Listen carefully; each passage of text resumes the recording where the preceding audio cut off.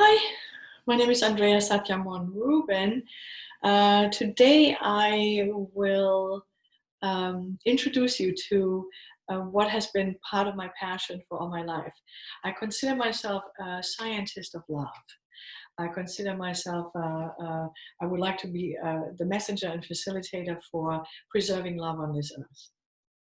And because I really truly believe that that is the only way we can save the earth and us and all species on it. And if you just think scientifically, it's already proven that when the sperm hits the egg and there is a meeting of two forces. There's an explosion in the universe. It looks like an explosion that creates a new star. That's how a star is born, and it is really in us, in the human body. That's how life is born. And there is the fallopian tubes have these little tiny hairs that allow the egg to go into the right position to then actually grow, and life is created. It's fascinating how that works. It's really magical. And love is the presence of creativeness, creative power. It's before God, actually. If we don't think romantic love, but just think of it as a frequency, as a presence that holds all that is, where there is no difference, whether what culture you are, what species you are, what religion you are, what color of the skin you are, there's no difference. There's no difference whether you're the ocean, the cloud, the stone, the mountain, or whether you are a human body, or you are a crocodile, or you are a cockroach. There's no difference. The energy, the frequency of it is the same, and all is held in that bigger abundance of constant continuum, endlessness. So if we allow ourselves to think where we are as humankind, then it is obviously we stopped in our thinking, we are stopped in our normality of continuum. And that does not mean that continuum is stopped. But what it brings to attention is the question that usually comes at the end of life. Have I loved enough? Have I loved you enough now that I have to go? I have been with people who I could care for till the very last breath. And I have also had myself 3 times a near-death experience. And it is the most, it just, what happens is that you become aware of that power that holds you, that absolute generosity of just pure acceptance that is in my case it was just pure brightness, lightness, so light, and absolute welcome. And what was happening at the same time in me was, I don't want to have to die like this. I would like to come back and be back and love more. I would love my man. I would love to love my man more. I would love to love my daughter more. I would love to love my friends and my people who are so dear to my heart. I would love them more. I would love to also be loved more, and do the work of reminding people of the love that is between everything that is. Where we are so lucky and blessed if you let yourself be the one that can feel love, can be vulnerable and be touched.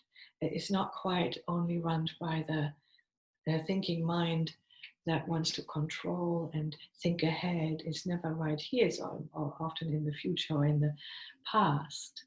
And so the feminine and masculine way of our beingness that has 2 different forms embodied has a particular place, because that's the only way we get here.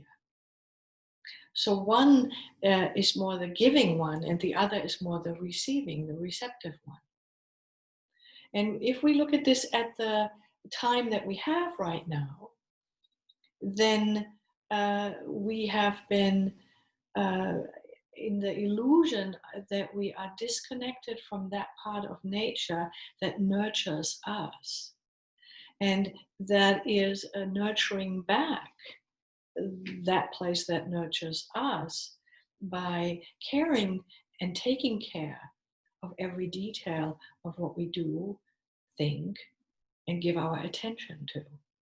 And today I would like to invite you to allow your positioning towards your thinking mind and the suggestions in you just a little differently, because we are no longer, we can't expect a norm. We can only be with the nature in the flow of things right now. So we are asked to sacrifice our investment in certain ways, our investment in our opinionated thinking, our investment in separation of nation, religion, origin, orientation, or food, or in whatever category that you can find the idea of separation in. It's like, let's allow ourselves to come back to a place from where I can be vulnerable and open and in the flow and be here and do good. And that means I can say to the biggest company, I can suggest, if I use their service every day, I can say, I would like you to rethink your packaging. I'm willing to participate in that by, recycling, for example. If we all, if more and more people allow themselves to recycle not their old ideas, but recycle to a place that's naturally affected, that has the ability to where I put myself into the shoes of the other creature, where I put myself into the shoes of, I wonder what that's like. If I'm in my heart, I can be talking to the birds, and I wonder what it's like if there are less insects. That means you have less food. That means you might not know how to feed your baby birds, and they need strength to fly out of the nest. So we are asked to, we're being kicked out of the nest that we created, that we thought is the safest place. Because we can't sustain that way any longer, much longer. It's not going to hold us much longer. This earth is not going to hold us human beings if we continue our ways and our thinking. And there's definitely enough evidence, there's enough great minds that have these incredible magical ideas that come to them, they receive them, and they can do good with it. Where a solution can be if we think together. If something happens with a nuclear power plant and all the countries come and we think, okay, what can we all do? How can we all bring this together? Because it's affecting all the oceans, for example. It's still going on. We have to be a little bit flexible, not thinking one country and the other country, and one boss and the other boss.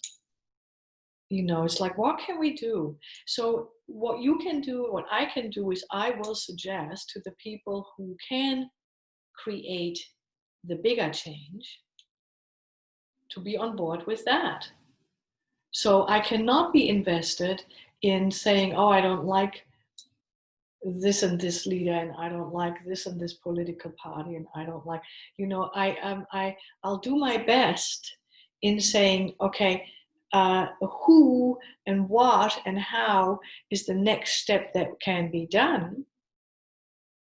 And that is inspiring others, starting with the small things, paying attention to the details, and living a life according to that. So pass this on and enjoy your moment and day.